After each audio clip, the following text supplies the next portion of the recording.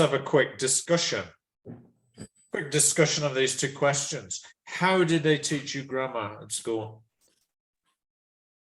It could be Spanish grammar or English grammar, French grammar. What do you think makes a good grammar lesson?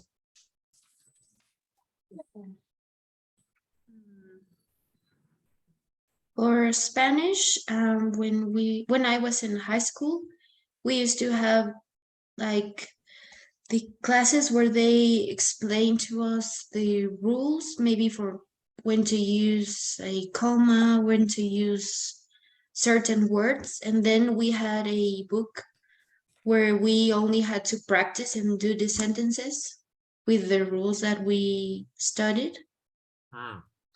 And for English, it was more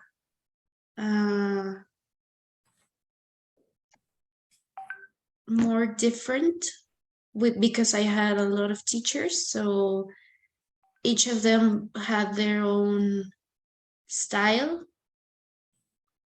So for some, it was more about like the practice and not so much on the rules and the forms. And for others, it was more both.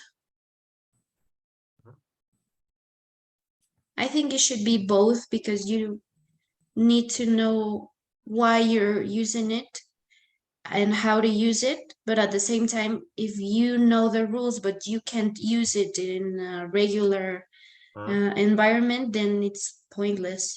Right, good point, yeah. Karina, Elisa, do you have any thoughts about those two questions? Well, for me, I only went to school in Mexico for first and second and half of third grade, elementary. And then I went to school in the US. If I remember when they were teaching me grammar, like I said, I had my ESL teacher, but I always had a hard time with my English class when they had like an essay assignment. I don't know, it was talking about grammar.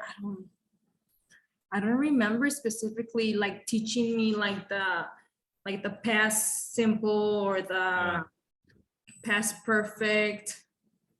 To be honest, I don't Interesting, yeah. So it was like more like a natural approach in which you kind of acquire the grammar, right? Yes, and unconsciously, without thinking. And then I had my extra ESL class, which helped me, but it wasn't like, oh, we're gonna talk about the tenses, past, not past simple, past all that. I don't remember having any of like that kind of class. It would have been interesting, it would have been helpful now that I'm taking this course. Yeah. But yeah. So for the second one, what do you think makes a good grammar lesson? Going over all this, all the tenses, and because when talking about verbs, you need to make sure you're using the correct, I guess, the correct tense according to the sentence. Right. Okay, and what about you, Elisa? Do you have any thoughts about these two questions? Is she back yet? I don't know. Elisa, are you there?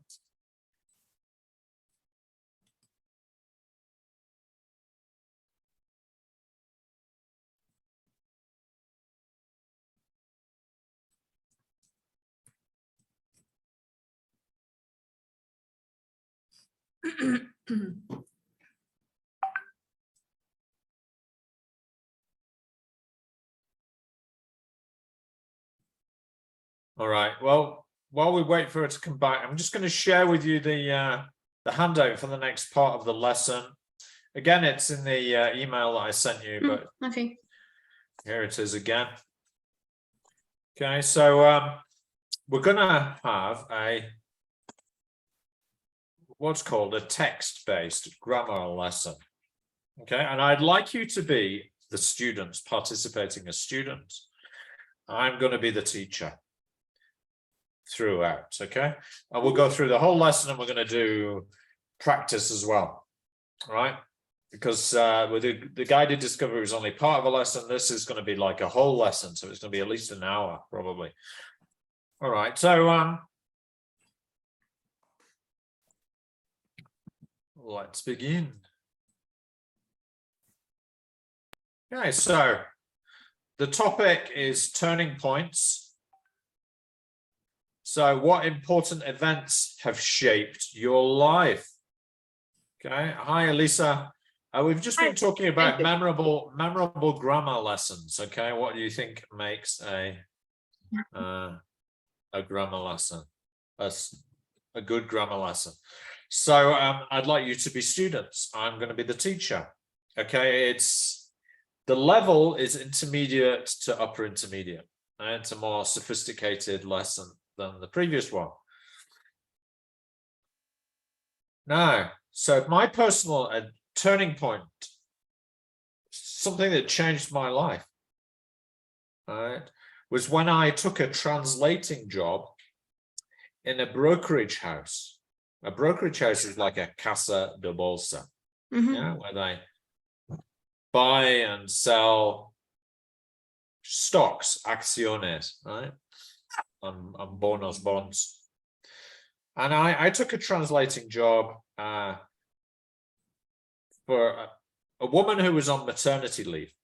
She was having a baby. So it was only a temporary job for 3 months. Yes. Yeah, and why did it change my life? Well, because I met my wife there.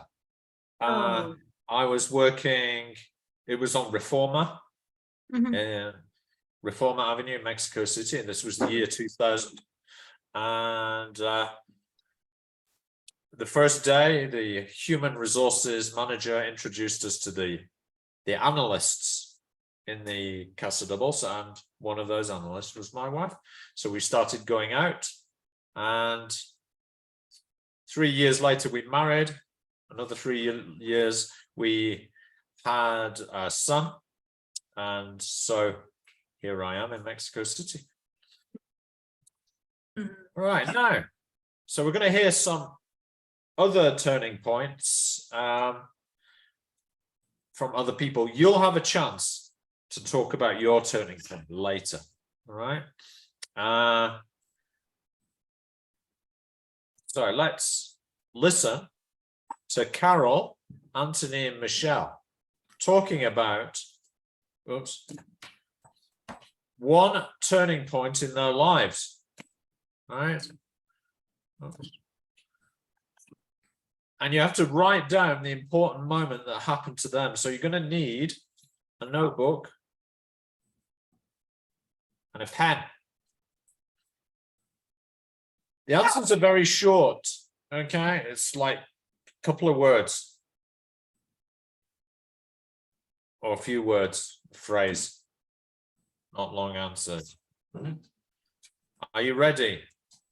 Yes. Ready. Okay. Here it comes. Track 31. Carol.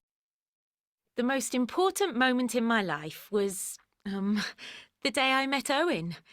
An old friend was having a party, but the weather was so bad that I nearly didn't bother going. Just think, if I'd stayed at home, I wouldn't have met my husband. Anyway, my friend introduced me to Owen and we got on really well. He was only in London for a few days. He's American, you see. And he was supposed to fly back to Boston the following day. But the next morning, Owen called me to say that Heathrow Airport was closed because of ice and snow. He'd have flown home that day if the weather hadn't been so bad. Anyway, he invited me out for lunch and we got to know each other a bit better. He flew home the next day, but by that time we were already madly in love. We got married 2 years later, and the rest, as they say, is history.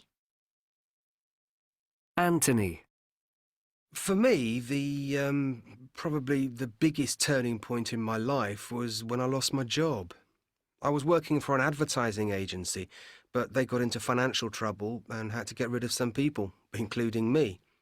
I got quite depressed at first, but I was getting fed up with working for a big agency anyway, so I decided to start my own online design company. If I hadn't lost my job, I wouldn't have started my own business, but it's been really successful. I've always fancied working from home, and so I moved to the country and bought a nice little cottage. I wouldn't have left London if I'd stayed with the ad agency. I don't get as much money as I used to, but I'm much happier than I was then. Michelle. Well, for me, it's probably the day I won my first race. When I was a kid, I used to get into trouble a lot at school, and the only thing I enjoyed was running, which I was always quite good at. Then, one day, my dad took me to the local athletics club. When we got there, I found out that he'd entered me for the 400 metres. I was really nervous, but I won by over 2 seconds. That was the turning point for me. If I hadn't won that race, I'd never have become a serious athlete. I started training really hard, and 3 years later, I managed to get into the British youth athletics team. I've got better as I've got older, and now I want to compete in the next Olympics. So yeah, running's changed my life. If I hadn't started doing this, I'd have got into a lot more trouble. I'm sure of that.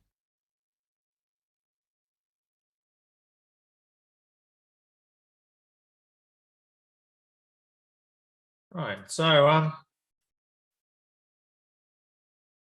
let's get the answers. So what was Carol? What did Carol say? When she met Owen. Yes, and who is Owen? Her husband. Husband. Yeah.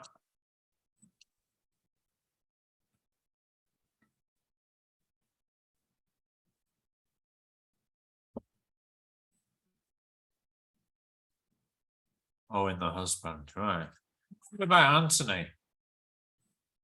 When he lost his job, he started his own business. Okay, what was his job? He worked in an advertising agency. Yes, lost job in ad agency.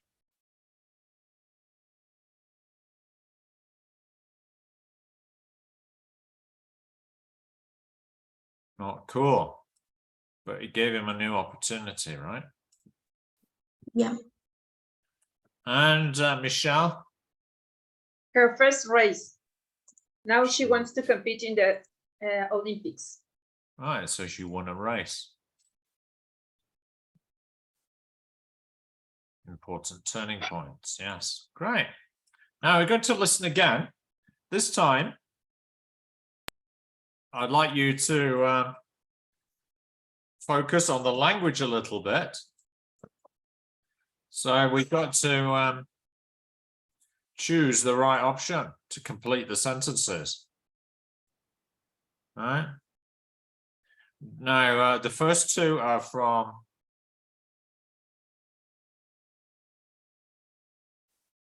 Carol. The second two are from Anthony, and the third two are from Michelle. All right. Once you've chosen, you press submit. Okay. Okay, but we're going to listen as well so that you can really focus on the language. So here we go. You've all got the form, right? Yep. You Yes. can all fill it in. Okay, great. Teacher. Yeah. Well, I cannot answer because I don't know why it isn't. Oh, okay, I have it. Yeah, thank you. It appears Chinese letters, but now I can read it. Right. You've got a Chinese version of Google. Yeah, I don't know why, how I get it. I don't know. But I can read Track it. 31. Carol. The most important moment in my life was the day I met Owen. An old friend was having a party, but the weather was so bad that I nearly didn't bother going. Just think, If I'd stayed at home, I wouldn't have met my husband. Anyway, my friend introduced me to Owen and we got on really well. He was only in London for a few days. He's American, you see. And he was supposed to fly back to Boston the following day. But the next morning, Owen called me to say that Heathrow Airport was closed because of ice and snow. He'd have flown home that day if the weather hadn't been so bad. Anyway, he invited me out for lunch and we got to know each other a bit better. He flew home the next day, but by that time we were already madly in love. We got married 2 years later, and the rest, as they say, is history. Anthony.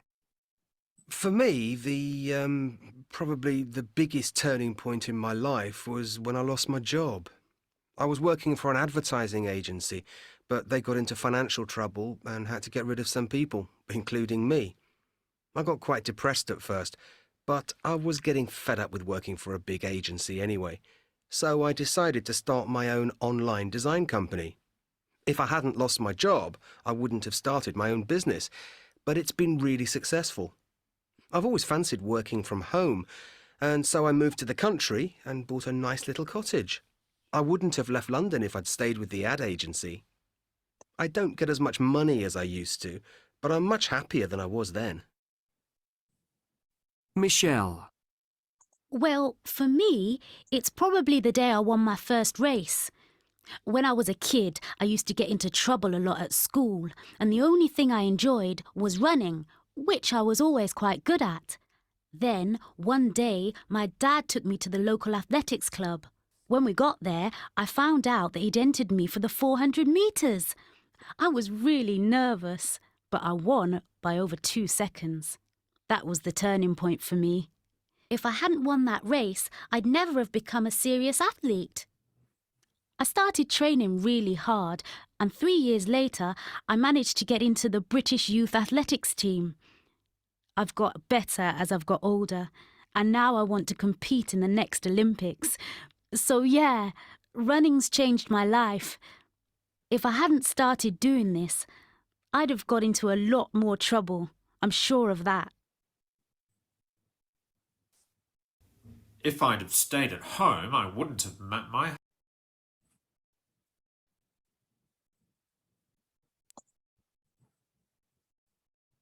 We can't hear you.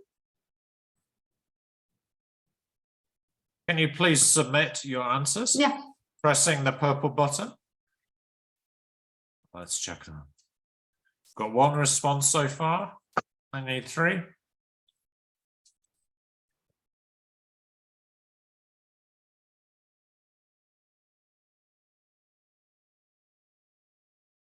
Two. I need 3. Everyone, okay, great. If I'd stayed at home, I wouldn't have met my husband, correct, yeah? Needs to be in the past simple form.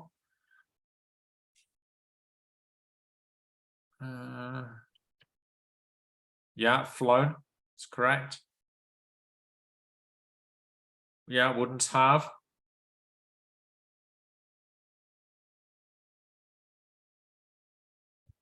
I wouldn't have left London, yeah. If I hadn't won, yeah.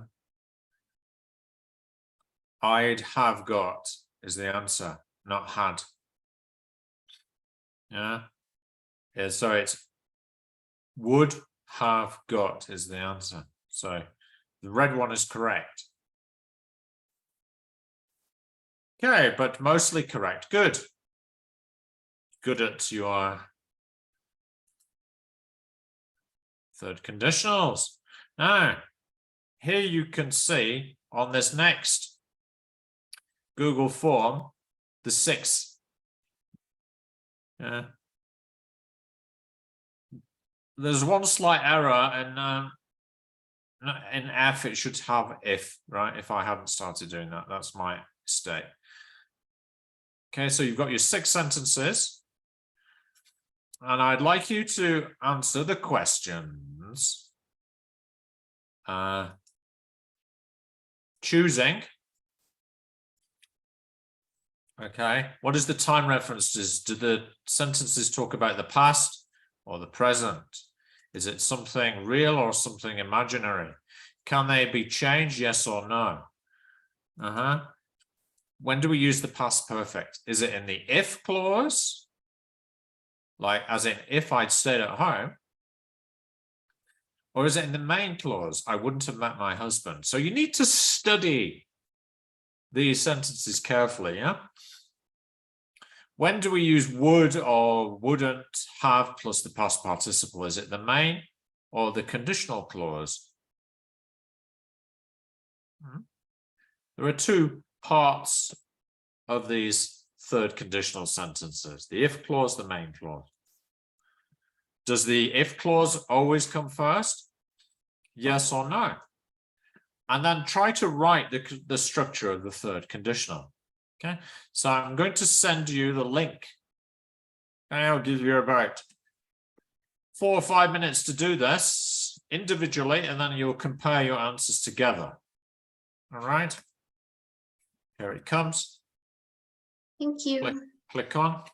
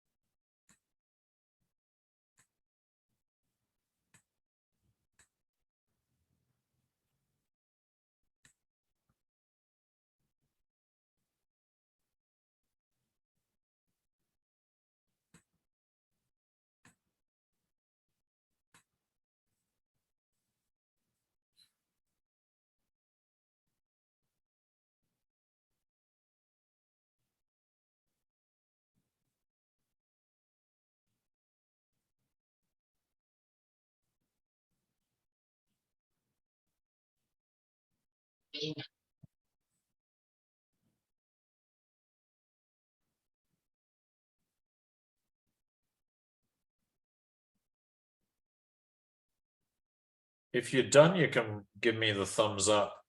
I'm not, I haven't finished. It's okay. Yeah, me neither.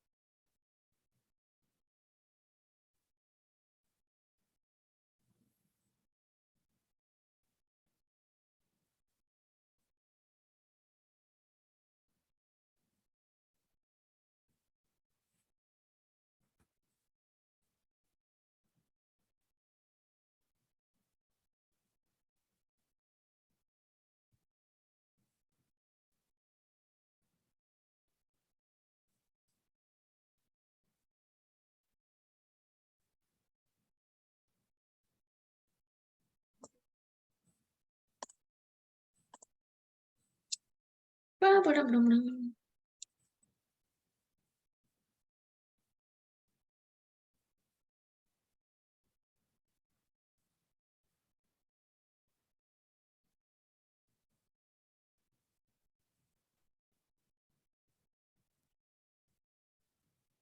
Thanks. Give me the thumbs up when you're done.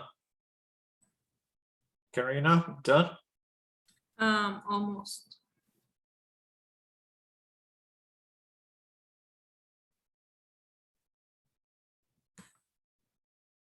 Cool. Now press submit. Submit button, the button here. There we go. Let's check.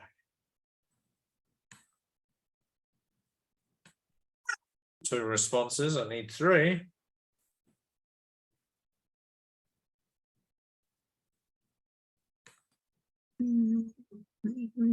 Okay, let's check now. So the time reference is, yes, the past. Very good. Is it real or imaginary? It's imaginary. Correct. Can the events be changed? No, they can't. So we use the past perfect in the answer is in the if clause. Yeah. Look, if I had stayed at home, if the weather hadn't been so bad, if I hadn't lost my job, that's the if clause, yeah?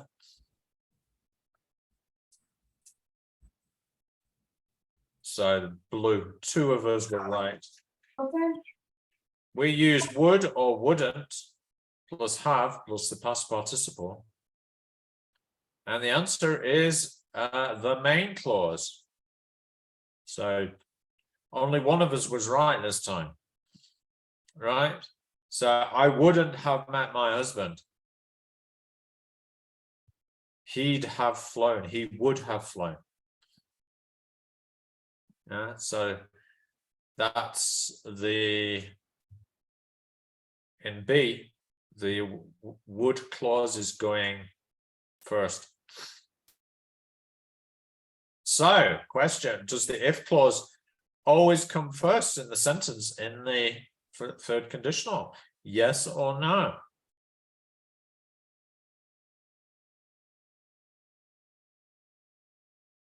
Not always. No. Why? There is an example. Okay, but why?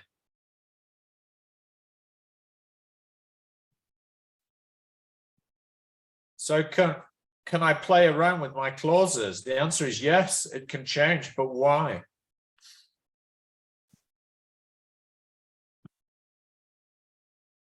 Because it doesn't affect the meaning.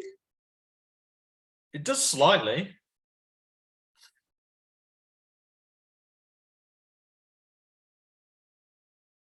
It's to do with emphasis, right? The emphasis of the speaker.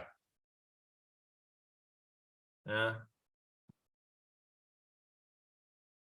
So if you wanted to emphasize flying home, then you put the flying home first. If you want to emphasize the weather, then you put it first. It's movable according to the emphasis you want to make. It's a bit like the adverbs, yeah? You Okay. can move them. Or adjectives, you can move them around.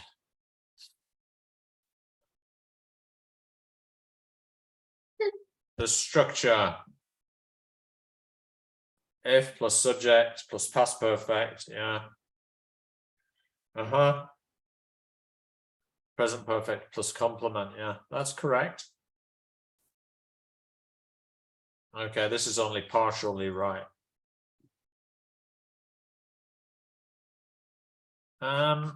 So let's just check that last part again.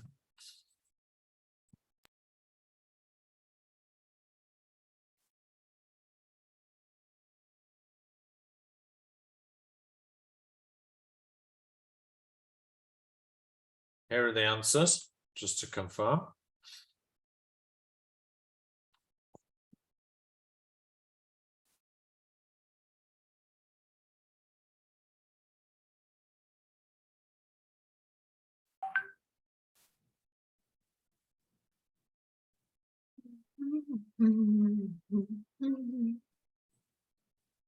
So maybe you need to check your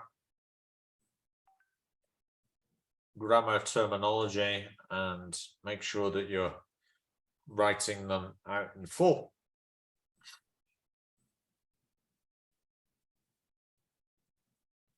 Because it can be positive and negative. This can be positive or negative.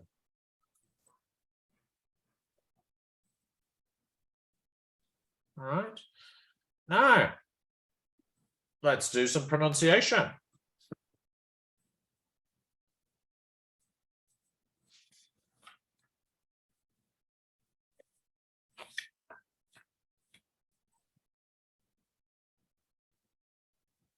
We're going to hear some of these sentences from the audio text.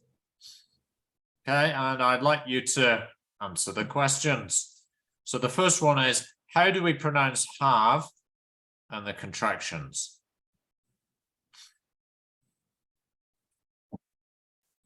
So we've got one example of have here, and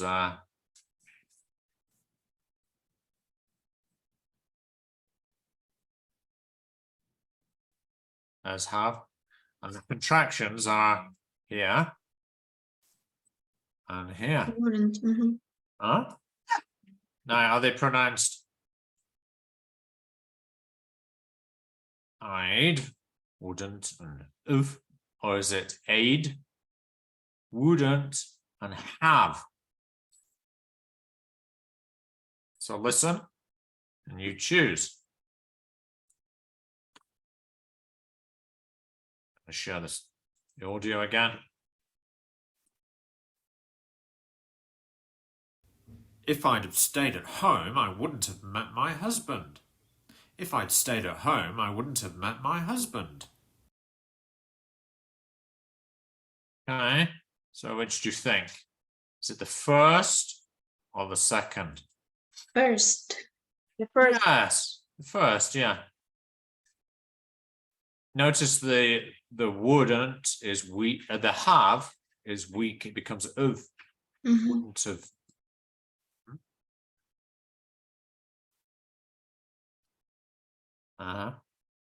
And the contraction. I'd. All right, now let's listen to the other ones and notice the stress. So we've got to choose the best stress pattern. Is it number 1 or number 2? If you think it's number 1, you click 1. And also in C. Look at where the words are going. We're going to be looking at stress in more detail next week. Okay, so this is a good way of preparing for it. And we'll look at these again, these same examples next week. Okay. So, apply the other sentences. You listen and choose. Or did I give you the, I didn't share it with you, No. did I? You haven't. Okay. So now you can choose Thank you. yourself. Give me the thumbs up to confirm you have it. I have it. I have Right. Let's play. If I'd have stayed at home, I wouldn't have met my husband. If I'd stayed at home, I wouldn't have met my husband. If I'd lost my job, I wouldn't have started my own business. If I'd lost my job, I wouldn't have started my own business. I wouldn't have left London if I'd stayed with the ad agency. I wouldn't have left London if I'd stayed with the ad agency. Okay. It wasn't a perfect recording. I made a couple of mistakes, but it doesn't matter. You just submit. But it should be fairly obvious which is the correct pattern.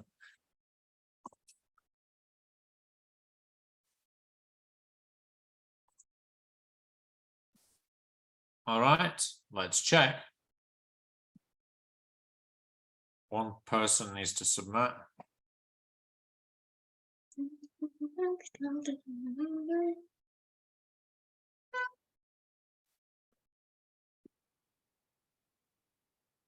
Okay, good. So is it sentence 1 or sentence 2? The answer is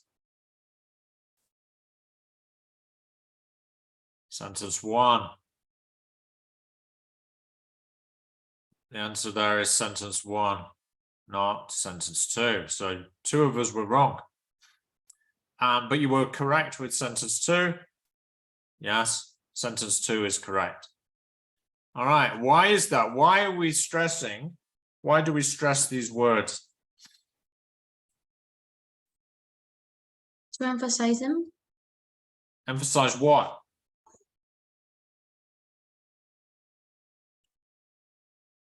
Do these words have more importance than the words that are not stressed? Yes. Yeah. So these carry the speaker's main message, right? Normally we do stress the negative auxiliary. It's an auxiliary verb. We normally stress the when it's negative. Hadn't lost job, wouldn't started own business. These are the key words to carry the message. Notice if I hadn't lost my job, I wouldn't have started my own business. It sounds weird when they stress those words, right? So think about the words that carry the message. I wouldn't have left London if I'd stayed with the ad agency. Number 2 is correct. Sounds weird if you stress the ones in number 1. Have, I, if I'd, with the ad agency. The speaker would say, why are you stressing the? Huh? Which ad agency are you referring to? Okay, so let's practice them. So we remember we're stressing number 1 and stressing number 2. Repeat after me. If I hadn't lost my job, I wouldn't have started my own business. If I hadn't lost my job, I wouldn't have started my own business. Good. Elisa, number 1, repeat, please. If I hadn't lost my job, I wouldn't have started my own business. Okay, have is a bit too strong. You need to reduce it. I wouldn't have started. I wouldn't have started. Wouldn't have. I wouldn't have started. No, have no, wouldn't have. I wouldn't will. Wouldn't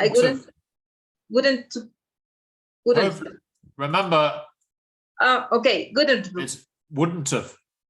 Wouldn't have. That's right. So, Karina, number 1, could you read it for us? If I hadn't lost my job, I wouldn't have started my own business. Nice. Pam? If I hadn't lost my job, I wouldn't have started my own business. Right. Now, number 2, I wouldn't have left London if I'd stayed with the ad agency. Karina, Elisa, please repeat. I wouldn't have left London if I stayed with the ad agency. Okay, remember, I'd becomes, it's this, I'd. Okay. I'd, yeah. And wouldn't is that, wouldn't. Okay, one more time. I wouldn't left London if I stayed with the ad agency. Okay, but you need to pronounce the w as w, wouldn't. Wouldn't. I wouldn't have left London if I'd stayed with the ad agency. I wouldn't have left London. I wouldn't have left London if I stayed with the ad agency. Okay. What you need to do is remember, stress those words that are highlighted, but the short words get compressed. Yeah. Karina. I wouldn't have left London if I'd stayed with the ad agency. Okay, good, but faster. I wouldn't have, no. I wouldn't left London if I stayed with the ad agency. Yeah, I wouldn't have. I wouldn't have. Pam. I wouldn't have left London if I'd stayed with the ad agency. Good, that sounds natural. Now, let's do a bit of practice. Okay, into the chat. There's a word wall activity. Give you about 5 minutes to complete it. Looks like this. You've all got it, right? I got it. Yes. Okay, I'll give you about 5 minutes starting now.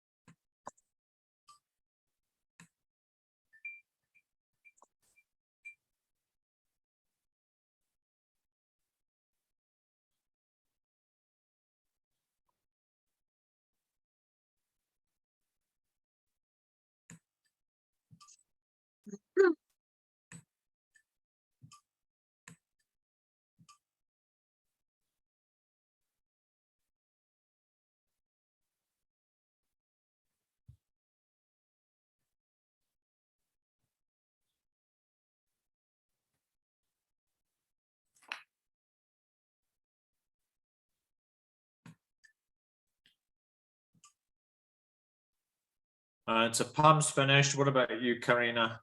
Done yet? Almost. I'm on the last one. Elisa, how are you doing? I'm missing one. All right.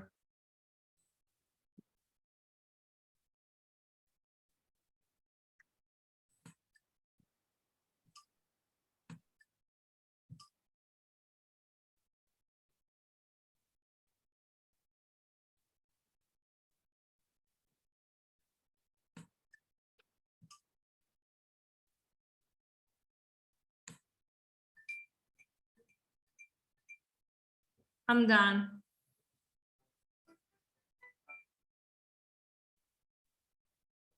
Elisa, almost finished? Yeah, I finished. Okay. Let's check then. So, Pam, can you give us the first one? How can I show answers? Well, you just tell me. Okay. Jenny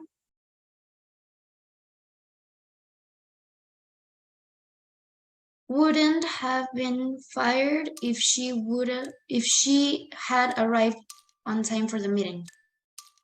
Perfect.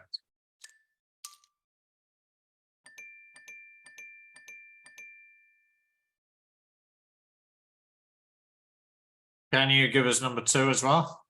Yeah. If she hadn't traveled to Argentina, she wouldn't have learned to speak Spanish. Excellent.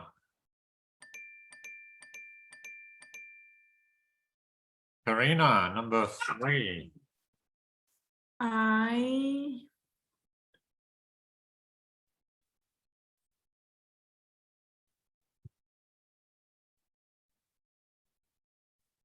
I would have died if they hadn't taken me to the hospital. Brilliant.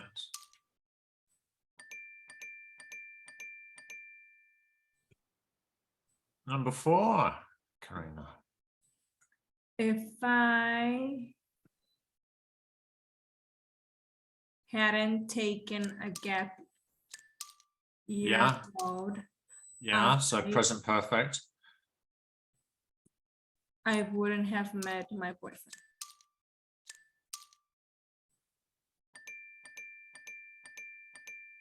Yeah.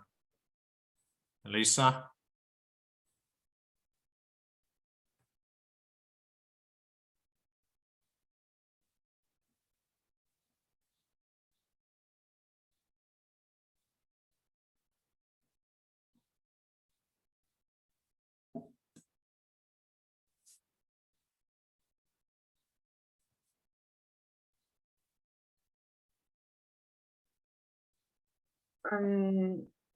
Well, the second part is she wouldn't become. Wouldn't become? No, she wouldn't have. Yeah, because you need the She wouldn't present have perfect, become. yeah? Yeah. So if she had stayed in her hometown, she wouldn't have become a famous chef. Good.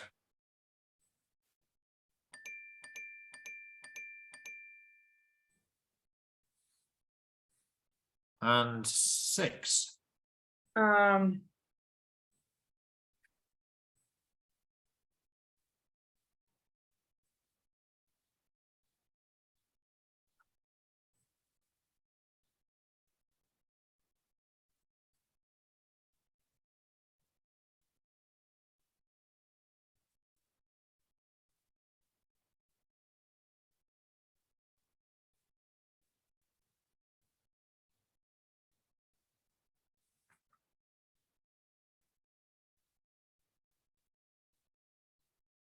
Let's do one clause. Let's do the if clause first, shall we? If we Needs to be past perfect, right? if we had been, no, if we had got, Yeah. Okay, and what about this we one? we would have been on time. Correct.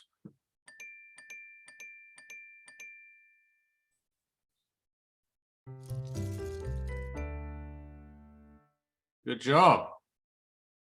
You can do that again if you wish in your own time. Now we're going to do some, so those are the answers.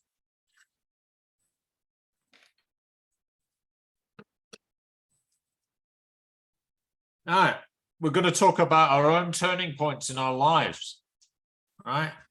And I want you to think of 3 key turning points. Based on people you've met, places you've visited or lived in, and situations where you've worked or studied, right? So people I'd met, I wouldn't have met my wife if I hadn't taken that translating job in the brokerage house. Right, in the Casa de Bolsa I told you about on Reforma. Places I visited or lived in. If I hadn't met my wife, I wouldn't have stayed in Mexico City. For sure, I would have returned to the United Kingdom, right?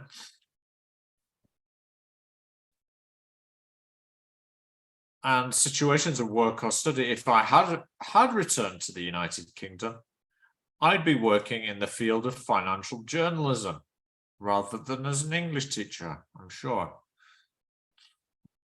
Because that's one job I worked in when I was in Mexico as a journalist. That's what you studied for first? No.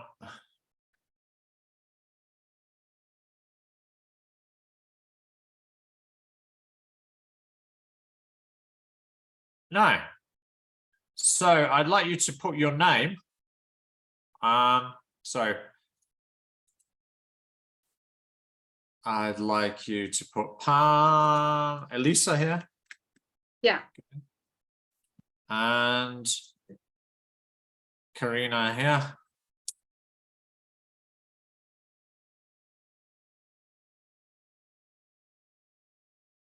And let's change that. That's not loaded. It's Pam. So Elisa, Karina, and Pam. Oh, Okay, I'm gonna give you the access to this slide so you can write your third conditional sentences. All right. okay. It's good grammar practice for you.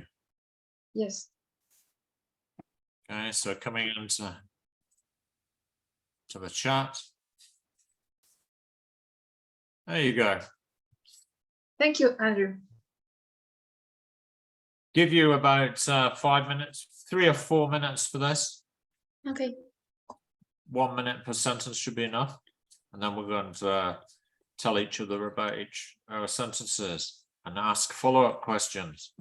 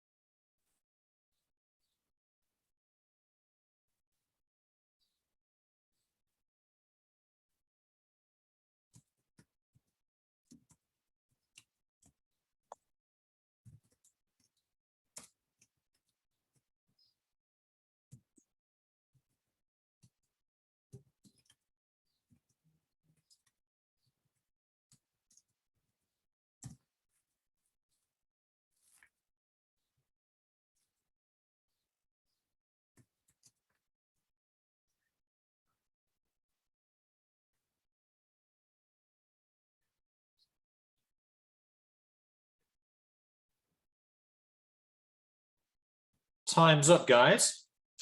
Interesting sentences. I was particularly interested by Karina's, actually. And I'll tell you why, because she's exhibiting what happens sometimes happens with American English. American English, they often use would in the if clause. So that's something worth pointing out. So it's not incorrect to say that, because in standard American English, they often do that. Right? Okay. Yeah. So was that what you were taught at school? Yeah. Uh-huh. Yeah, I'm definitely learning new stuff. Yeah, and in British and most other forms of English, it would be in the if clause, it would need to be the past perfect. Yeah. But there are variations in grammar between British and American. Yeah, so we do need to know those things. Yeah, and if you check in a book like Parrott, Grammar for English Language Teachers, on page 275, it says if plus would. In American English, would is often used in the if clause. I'd eat something if I wouldn't have indigestion. So I would change that to wouldn't. No, it's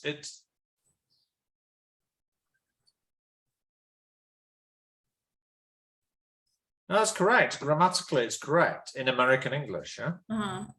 Yeah. Yeah, sometimes I get confused because things that I've never seen, I'm learning in this course. It makes me confused. Yeah, but no, those are. That's correct. And also American English uses gotten instead of got, right? As the past. Yeah. Past participle. That's correct as well in American English, right? So you're okay, don't worry. Okay. I wouldn't have met Albertico, my boyfriend, if I hadn't gone on holidays. That's correct. Very good. Albertico, that's an unusual name, at least. It's not Alberto, it's Albertico. Oh yeah, Albertico. I've never heard that name before. No, it's not his name. Is that like? It's a nickname. Oh, nickname? It's a nickname. What's his name? Albert? Albert, yeah. But there are a couple of errors here. Did you notice? After wouldn't, what needs to come after wouldn't? Have. Also have here. I wouldn't have studied. Okay, so the others are correct. Yeah. Let's look at Pam. Thank you.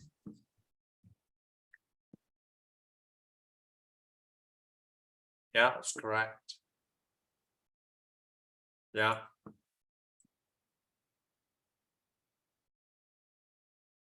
Very good. All right. So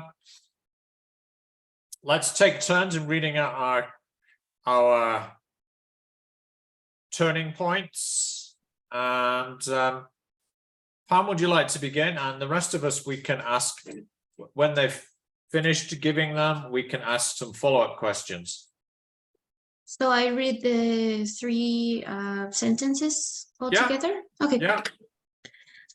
If I hadn't met my best friend, I wouldn't have taken therapy. I wouldn't have visited Canada if I hadn't studied English. And if I hadn't given classes to kids, I wouldn't have discovered that I enjoy teaching. All right. So questions to Pam. So is your best friend a therapist? No, he's not a therapist. He just was like fed up with me just constantly. He advised you. Yeah. Why do you begin to give classes to kids? Who invited you? It was part of the school program, but they had like different teachers, and the teacher that I chose was one that helped kids that had like trouble with learning to read and to learn math and, you know, basic stuff they teach you at school. So that's how I began. And then later I gave robotic courses to kids. It was just like a week for each group. So it's not so much, but I enjoy that as well. That's interesting and lovely. Yeah, I have one of my robots here. Let me show you. Yes, yes, yes. Please.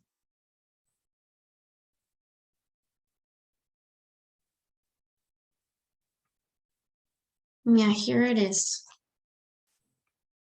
Wow. Oh, Yeah. cool. Huh. Right. Okay. How about Elisa? Please read them out and then we'll ask you some follow-up questions.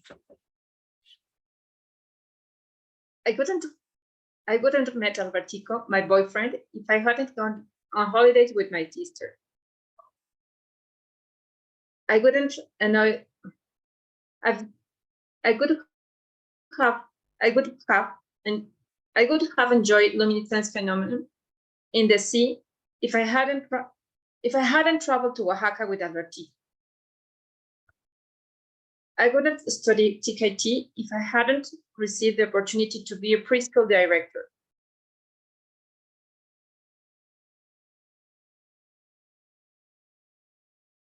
Were you nervous when you got that offer? Were you excited? Yes, I feel nervous because I have been a preschool director for 7 years. I enjoyed it a lot, and I built a knowledge community with the teacher. I was an academic director in Spanish, and the offer now is in English. And I feel nervous, especially because the first time I work on that school, and the owner of the school and the director of the school trust me and give me the opportunity. But in that case, an external person of the school is the one that is recommending me, no one in the school. So I feel nervous. Sorry, what's your current job or what did you study? I study pedagogy. Okay. And also I studied a master's degree in clinical psychotherapy, psicoterapia psicoanalítica, clinical analytical therapy. Oh my goodness. See, I get nervous because I'm like, what if I cannot do it? But that's why I think that the things arrive to you are for you. True. Just on while we're on this one, if you're having problems with the pronunciation, if your students are having problems with the pronunciation, you can break it down into smaller chunks and drill them. So I wouldn't have studied. I wouldn't have studied. Repeat. I wouldn't have Wouldn't have studied. studied. I Wouldn't have studied. Then you can. I wouldn't study.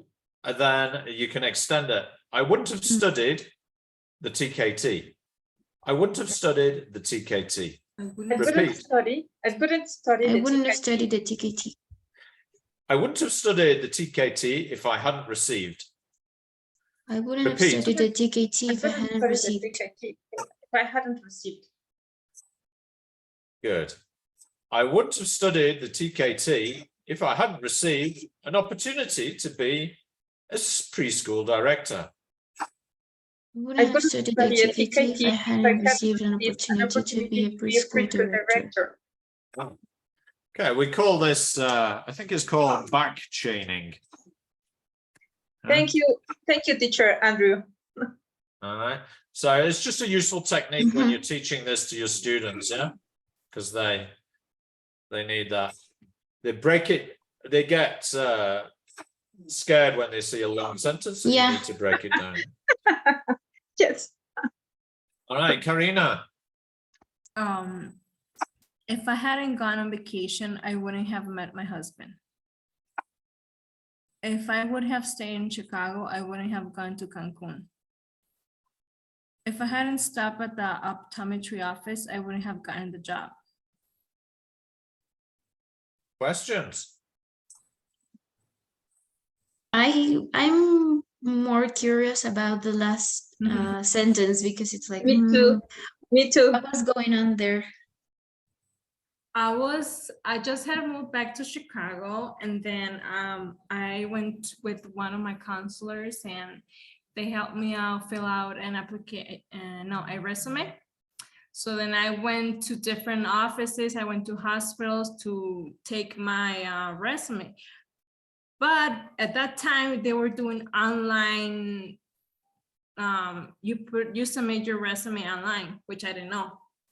So then I was driving by that office and I was like, should I go in? Should I? Well, I did. It just caught my attention and I drove in and I just went in the office. I gave them my resume and they were like, oh, super nice. They're like, yeah, we'll give you a call. I was like, no, they're not gonna call me. And yeah, like that same day they called me for an interview. Mm. So I was like, oh my goodness. That was the only place they called me. So like, oh no, never mind. That was the first place and then they called me from another place. But I went to that one Mhm. and they offered me the job and I said yes. So Nice. it was just like I had the feeling and I'm like, why not? Just go. So yeah, Right. that's what happened with that one. And where did you go on vacation that you met your husband? Well, I used to live in Chicago and I went on vacation to my hometown, Calvillo, Aguascalientes. Ah, It was like a 1 week vacation or 2 weeks, I don't remember. But I met him and then we exchanged numbers and then everything started. Oops. ah. Yep. So your What's your- husband is from Calvillo. Yes. But most of my life I've been in Chicago. I have lived in Chicago. Right. Interesting story. You know, I'm back here, so. Yeah.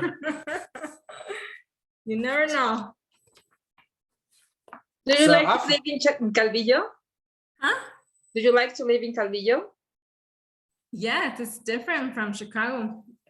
I've been here 3 years now. Mhm. I do a lot So- more stuff. So after that, we could give some delayed error correction to the students, yeah, after this speaking, but you notice with this, the way we did it today, we could, I did a bit of correction before you started speaking, yeah? Mhm. Just so that it would make the communication easier, yeah. And you notice I pointed out some of the differences between British and American English and some of the, some other issues like gotten, which is permitted. Yeah. All right. Okay, so let's do a reflection now. I'm going to give you each a slide. Elisa, slide 12. Karina, slide 13. And I'd like you to think about this lesson we've just had, right? And this lesson is supposed to exemplify the text-based approach to teaching language. So you need to think about, how is the language introduced? What do learners do to focus on the language? Where do the marker or example sentences come from? How was the meaning covered? What do the learners do to work out the form? And how did the teacher cover pronunciation? Okay, so I'm just going to give you a few minutes to jot down your ideas to that on this. You can write them directly on the slide like you did earlier.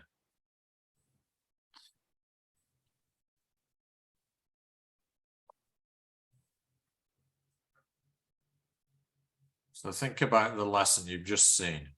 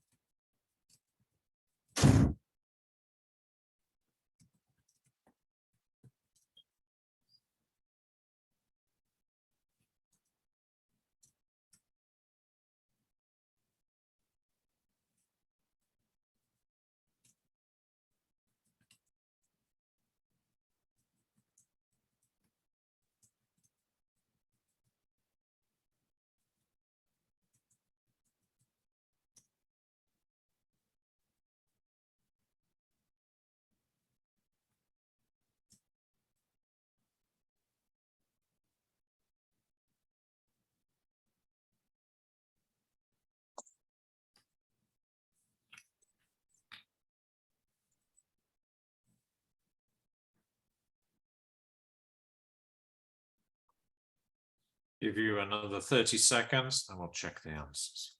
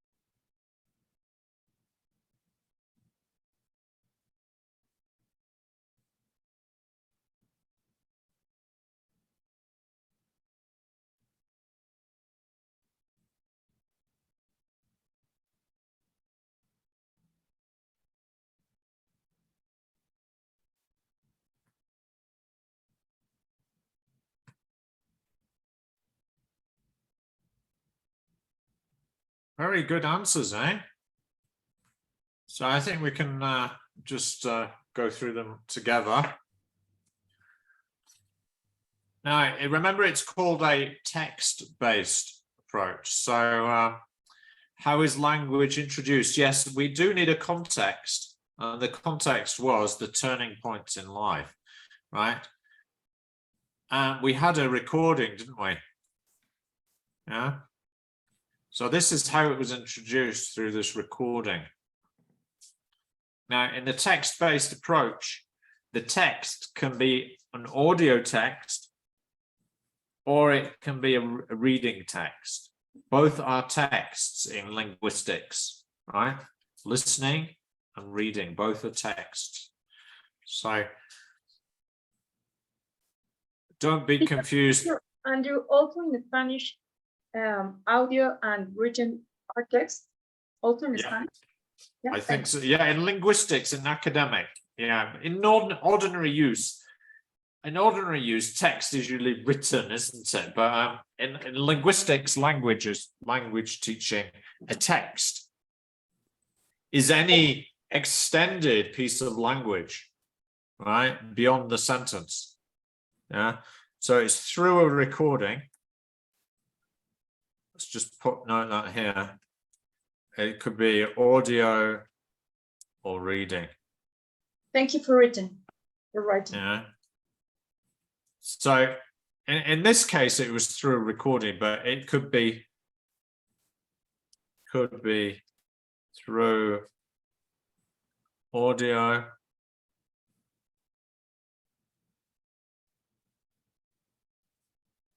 or reading text. Yeah. Yeah, how do they focus on the language? That's right, they answer different questions. Right. Unscrambled sentences, that was practice. So not exactly. That was controlled practice. So yes, they did answer questions. They checked the answers with the teacher. All right.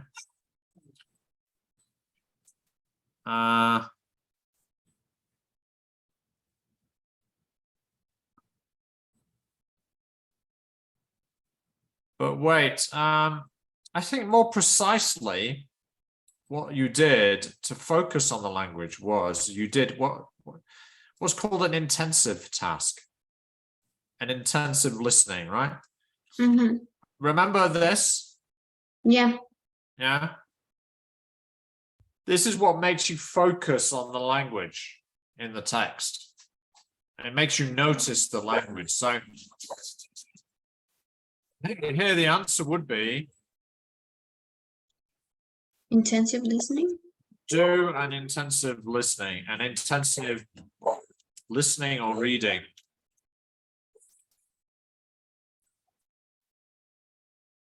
To make them notice the language.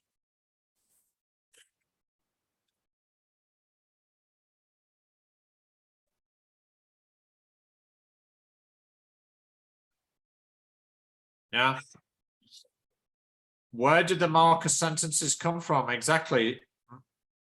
Actually, all of them came from the listening. All of the sentences, the 6 sentences, all of them came from the listening. Right. You look here. Mm-hmm. These were the marker sentences. All of them, without exception, came from the listening. And that's what you. Or it could be a reading, but they need to come from that because that's where they get the students get their information from, is from the reading or the listening. How was the meaning covered? Yes, it's answering questions, isn't it? Right? More than asking. So the teacher sets the questions and the students answer them. Okay, and this was where they answered them.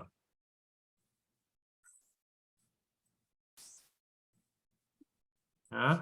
So the meaning ones are A, B, and C. We ask about the past. Is it real or imaginary? Can the events be changed? So that's the meaning. How did they work out the form? Well, not exactly. They answered questions, didn't they, again?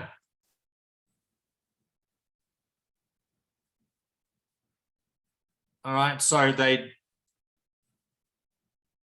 basically they're answering questions and they have to study the examples Mhm. and answer a task. So D, E, F, and G were all focused on the form.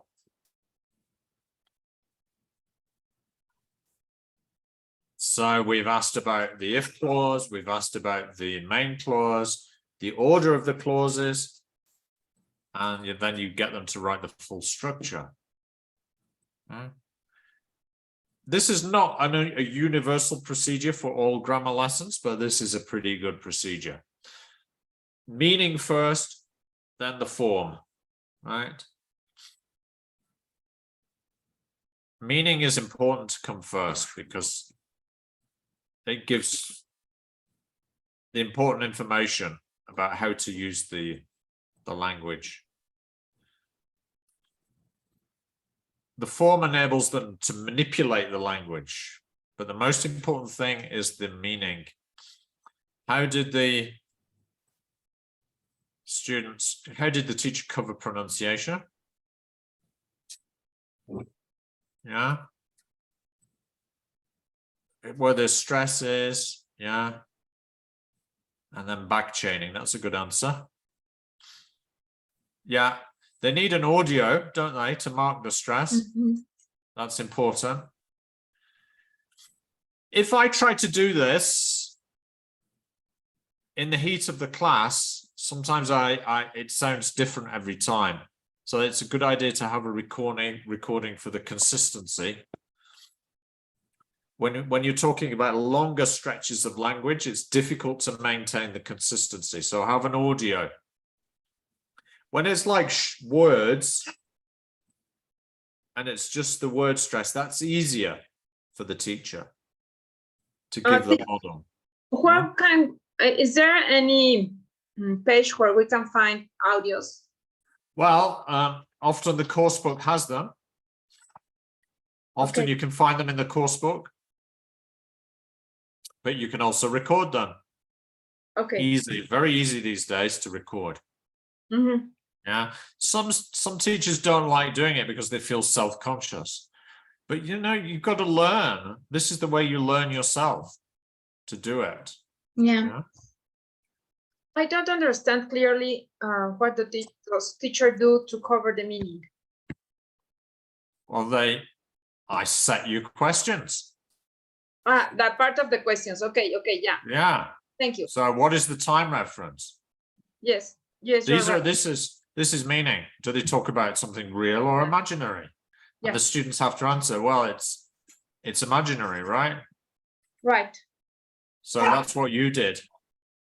I set you the questions, you answer them. Yes.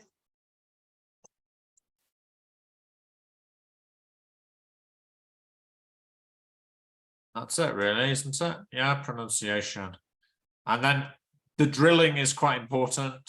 So the students get to use their mouths to get around especially the weaker forms, wouldn't have. And then you build it up. As in Elisa's example, I wouldn't have studied the TKT. I wouldn't have studied the TKT if I haven't received. I wouldn't have studied the TKT if I hadn't received an opportunity. I wouldn't have studied the TKT if I hadn't received an opportunity to be a preschool director. And the more they do it, the better they get, right? So they need to mimic. They need opportunities to listen and repeat, because that's how you do it in your first language when you're learning Spanish.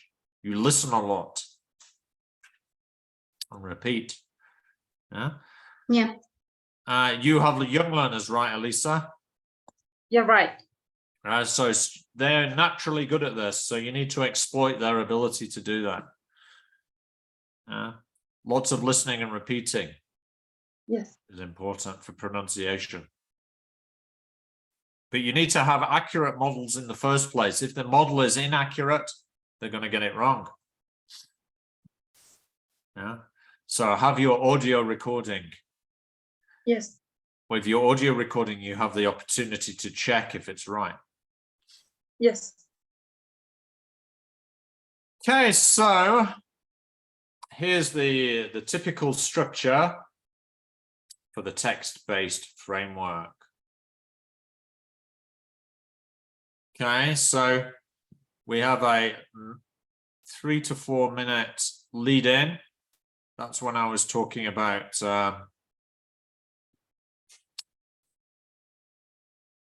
turning points in my life. Right? I gave you an example. That was the lead in. Right? It's like the lead into the topic so they understand what it's going to be about. Then we have our text work. And you have your gist task. Mhm. So the gist task, general idea, getting the general idea was listening. Right? It's like a listening lesson that you did recently, I think with Vicky, right? So Carol, can you remember? Because when she met her husband, Anthony. Mhm. Yeah. Last.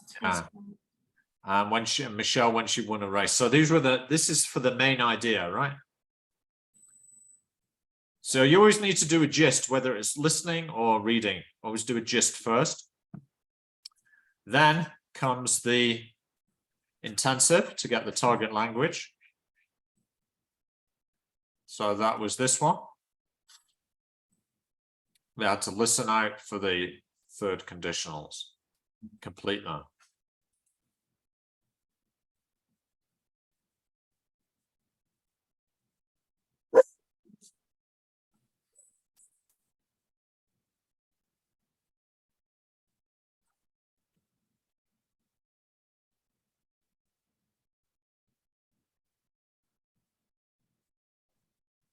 All right, so I submit and check their responses.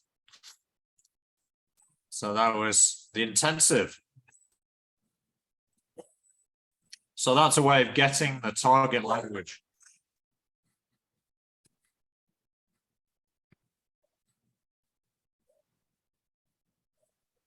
And that's the 6 marker sentences.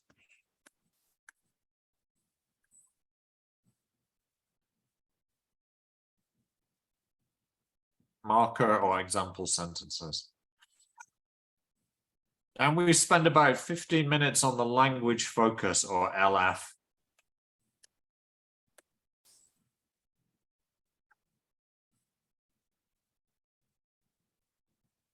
So we've got our meaning and form was this, and the pronunciation.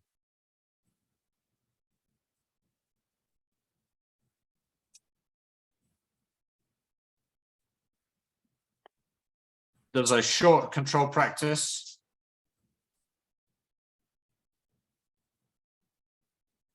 Do you know what app I used for that? So that's language practice. And that's control practice. The app was WordWall. Did you like that? Yeah, and also like taking the time, it was more challenging. Most students like it. It's a reassuring way for them to practice, yeah?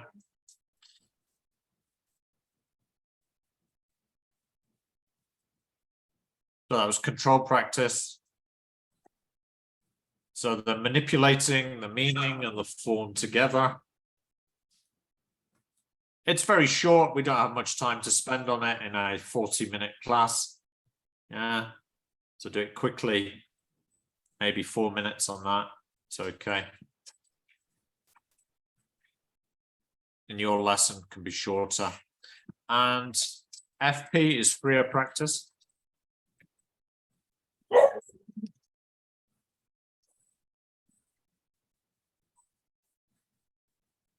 What was the activity we did for the freer practice? Would that be when we talk about our turning points? Yeah, talk about turning points.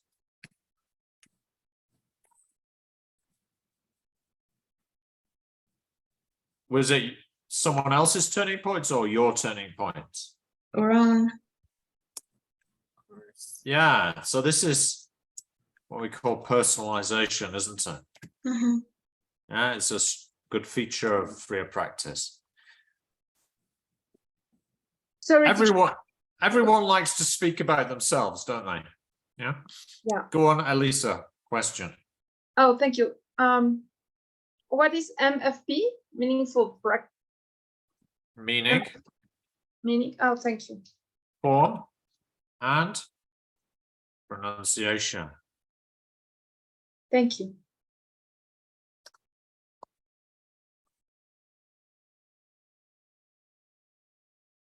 So is this framework similar to a framework you have encountered already? No, I think no. Well, what about PPP?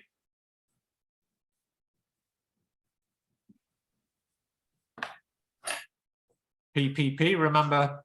Yeah, I remember. Yeah. PP. What does PPP stand for? Presentation, practice, production. Okay.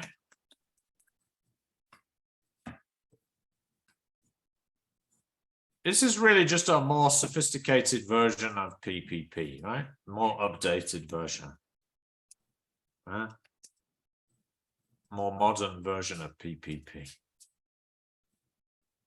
As you can see,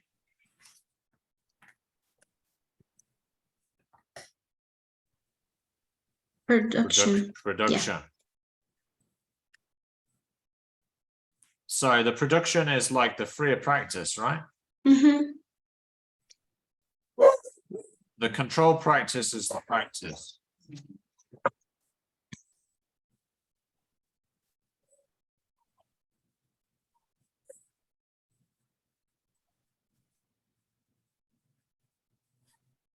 The presentation are the first 3 stages. Right? Lead in, the text work and the language focus. That's all the presentation.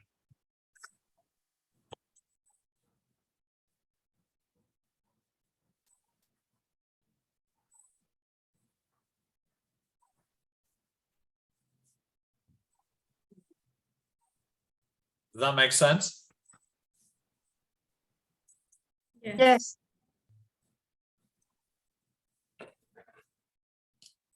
And so the text is really just a vehicle for presenting the language, isn't it? And for introducing and presenting the language. Yeah. Because all the language from the language focus comes from the text. If the language you're using in the language focus doesn't come from the text, then it's not really a text-based lesson. Mhm. It has to come from the text. Why?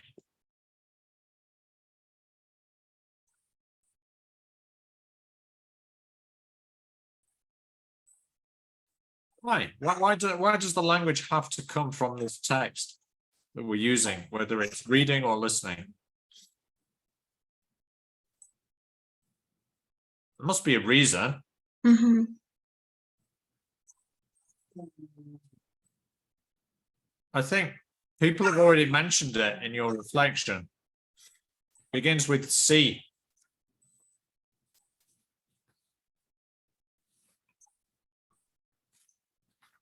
Context. Context is the key thing. Yeah. To be able to understand how language works, we need context, right? Context to understand the meaning, but also to understand the form.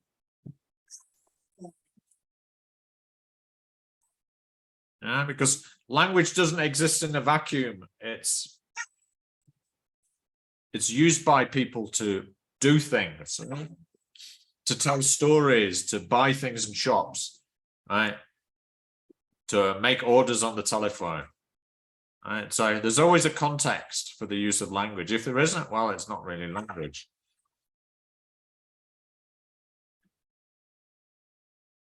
So that's the reason.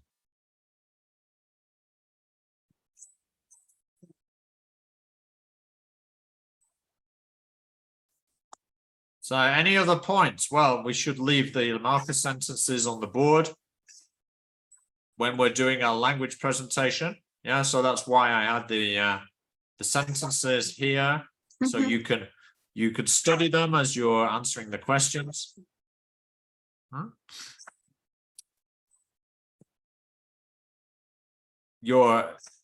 Any correction at the end, delayed error correction, that focuses on the target language.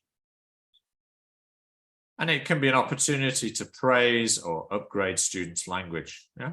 So you notice I mentioned, I was talking about Karina's, and it was okay to say gotten. Yeah, that's fine because it's American English. A little bit of correction to, you needed the have after would, right? Or wouldn't. So that's delayed error correction.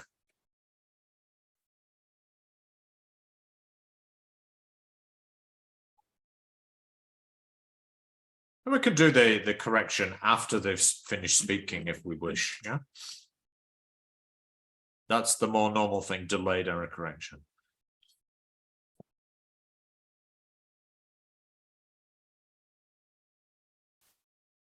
All right. Well, I think that's all we have for you on text-based. And that's going to be in TP3, Teaching Practice 3. But don't worry, you don't have to do this for a while. Not until after the summer holidays. That's why we're videoing this. We have this video, so you can come back to this if anything's not clear. We're just about finished for today. I've covered everything we need to do. I have 2 doubts, Andrew. Yes. One is that I wanted to check the recording for the 3rd of June for the LRT, and I couldn't find it in the platform. Okay. All right, let me check that. 3rd of June. I think I might have had a technical problem. I'm afraid the issue was that when I downloaded it, I didn't have enough space on my OneDrive and it didn't save. I think that was the reason. Okay. I mean, I can give you all the links to the PowerPoints. Yeah, because well, my doubt was we talked about it, how to elicit language. It's one of the parts for the LRT, so that's why I wanted to check it. Okay. Because I couldn't remember all of the points. Okay, well, I'll give you the link to the PowerPoints. Okay, thank you. Okay.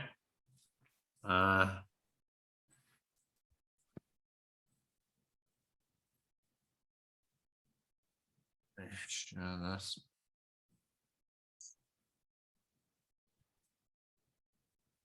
I'll share it directly with you now. Okay. There you go. If you just copy that link and save it onto your links, you should be able to get into the PowerPoint. Thank you. And the other doubt is that in the LRT, we have one of the parts is that we have to highlight the pronunciation features. But here we don't have like an example on how to do it.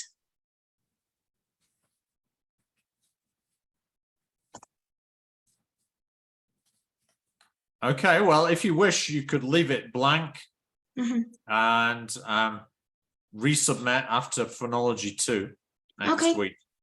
Huh? And we can discuss that next week when we do Phonology 2.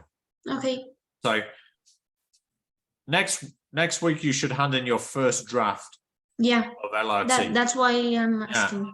you can attempt the phonology if you wish, but or Okay. you could just submit the first draft without the phonology. And then after doing Phonology 2, then you could do your second draft. Okay, And the drafts we send by email, right? no, you send it by the.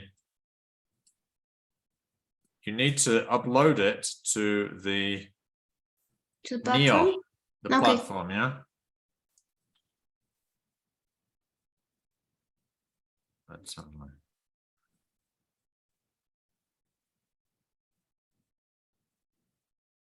So where do you upload it?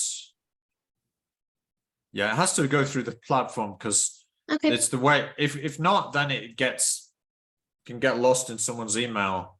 This is the place to keep things safe. Yeah, it's the most secure place to have them. okay, So it needs to go into LRT. Yeah, that's the place. Is that clear? yeah, thank That's you. where you upload your first draft. Okay. Now the place where you see the videos is here in resources. Yeah,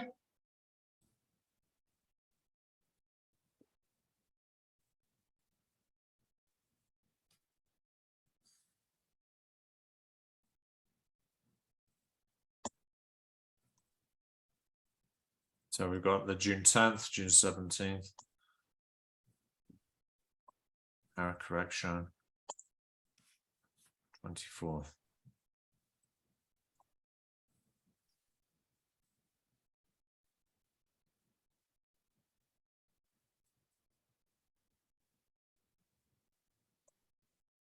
Okay, any further questions? Just what are we doing next week? Let me just let you know, tell you what we're doing. So you're prepared.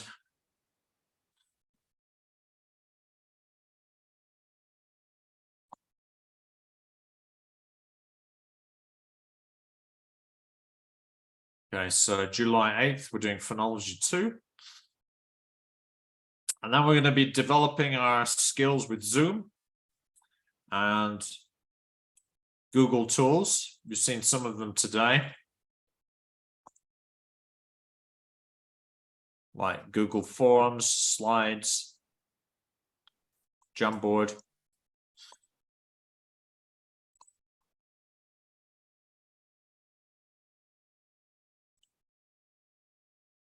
So that's going to prepare us for our teaching practice. But our teaching practice is not until August.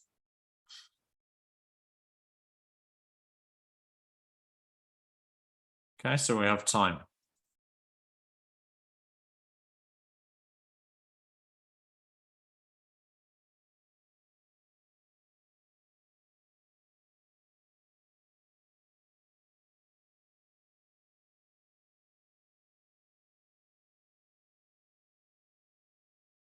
All right, do we have any queries or doubts before we finish? Because we've done everything today. Well done, everyone. This is the advantage of having a smaller group, that we can get through stuff faster.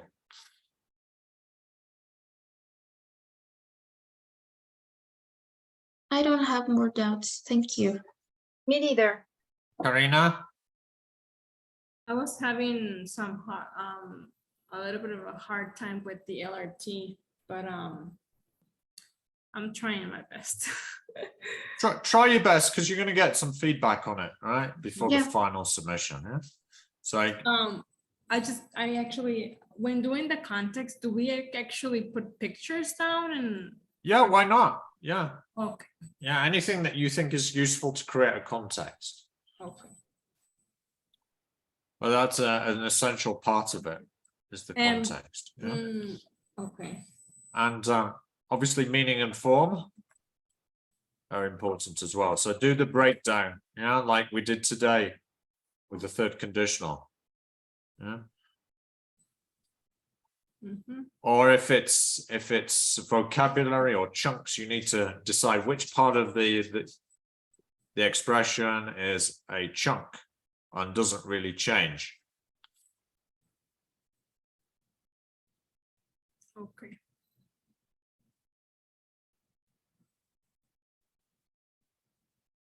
Mhm.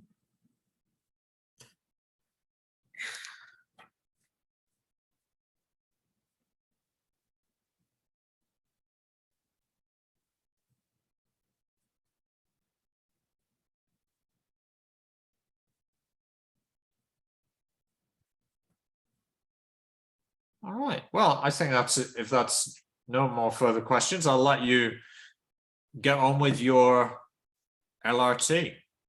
Work on that. And I'll see you next week.